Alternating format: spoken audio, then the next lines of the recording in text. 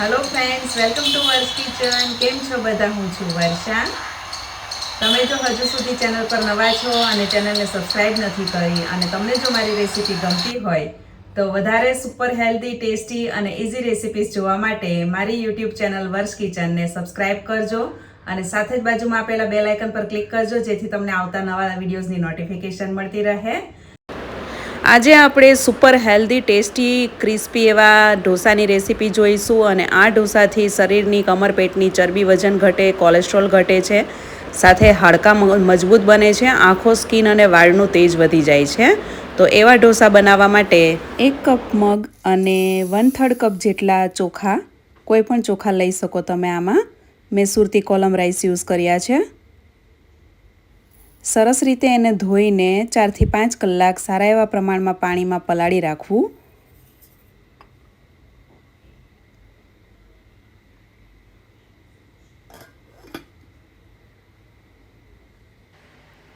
પાંચ કલાક બાદ સરસ પલળી ગયું છે.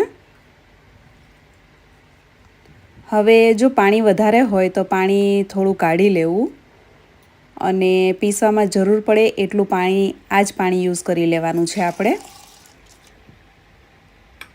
જરૂર પ્રમાણે પાણી લઈને એનું સરસ ખીરું પીસી લેવું, બારીક રવા જેવું. અને મીડિયમ ઘટ ખીરું રાખવાનું છે. બહુ પાતળું પણ નહીં અને જાડું પણ નહીં, ઢોસાનું ખીરું હોય એવું જ રાખવું. 1/2 ટીસ્પૂન જેટલી હિંગ, 1/2 ટીસ્પૂન હળદર, 1 ટીસ્પૂન જેટલું ધાણા જીરું અને સ્વાદ પ્રમાણે મીઠું નાખીને બધું સરસ રીતે મિક્સ કરીને એને આપણે 20 મિનિટ સુધી ઢાંકીને રહેવા દેશું. તરત જ તમે પણ આમાંથી ઢોસા બનાવી શકો, પરંતુ થોડીવાર રેસ્ટ આપવાથી મસાલાનો ટેસ્ટ અને કલર સરસ બેસી જશે એમાં હળદરનો. ખીરું થોડું કરકરું વાટવાનું છે અને થોડું ઘટ પણ રાખવાનું છે, તો ઢોસા એકદમ ક્રિસ્પી અને ફરસા તૈયાર થશે. 20 થી 30 મિનિટના રેસ્ટ બાદ ખીરું આ પ્રમાણે રહેશે. અપ્રોક્સમાં 6 થી 7 ઢોસા રેડી થશે. ઢોસાનું પેન એકદમ ગરમ થાય ત્યારબાદ ઢોસા પાડવા. પાલક પનીર અને બાફેલી મકાઈ લીધી છે મેં આમાં. તમે તમારી ચોઈસ પ્રમાણે ટોપિંગ લઈ શકો.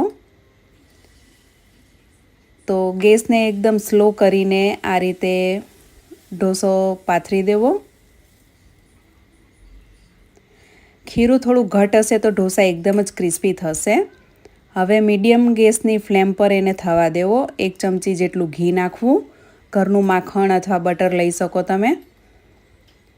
તો શરૂઆતમાં થોડી સ્લો ફ્લેમ રાખવી અને ત્યારબાદ મીડિયમ ગેસ કરી દેવો. ફ્રેન્કીનો મસાલો,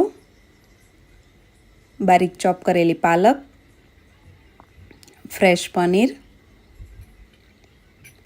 બાફેલી મકાઈ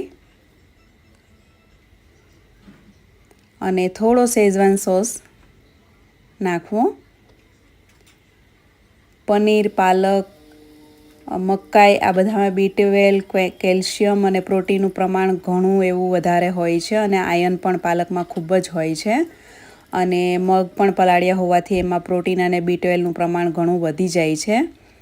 તો આ ઢોસા એકદમ સુપર હેલ્ધી થશે અને પ્લસ એમાં આથો પણ નથી. તો જે લોકો આથાવાળું નથી ખાતા એના માટે આ રેસીપી ખૂબ જ સારી રહેશે. અને આ ઢોસા તમે ડેઈલી ડાયટમાં પણ લઈ શકો. તો ટોપિંગ તમને જે રીતનું ભાવતું હોય, વધારે ઓછું એ પ્રમાણમાં નાખવું. અને સ્લોથી મીડિયમની ગેસની ફ્લેમ પર એને એકદમ સરસ ક્રિસ્પી થવા દેવો.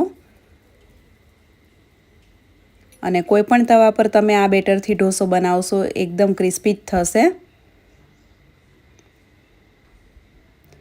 તો તૈયાર છે આપણો હેલ્ધી પાલક પનીર કોર્ન મગના ઢોસા.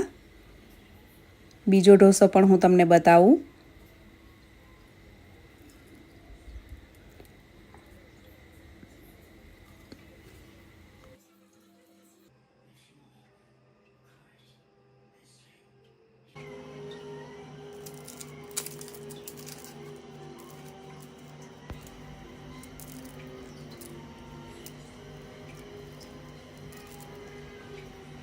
એકદમ ક્રિસ્પી ઢોસા રેડી થાય છે આમાંથી. અને vitamins fibre rich dosa ready થશે.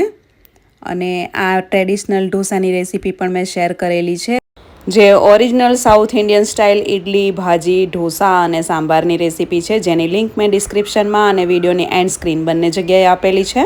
તો તમારામાંથી કોને કોને ઢોસા ખૂબ જ ભાવે છે અને તમે કેવા પ્રકારના ઢોસા ખાવાનું પસંદ કરો છો તે મને કમેન્ટ્સમાં જરૂરથી જણાવજો. આશા રાખું છું કે આજની તમને આ વેઇટ લોસ ઢોસાની રેસીપી પસંદ આવી હશે. આ ઢોસા પ્રોટીન, વિટામિન અને ફાઇબરથી ભરપૂર છે અને ખાવામાં બહુ જ ટેસ્ટી એવા લાગે છે અને ફટાફટ બની પણ જાય છે. તમને જો આ રેસીપી ગમી હોય તો વિડીયોને લાઈક અને શેર કરજો અને ચેનલને સબસ્ક્રાઇબ કરજો. Thanks for watching and stay healthy.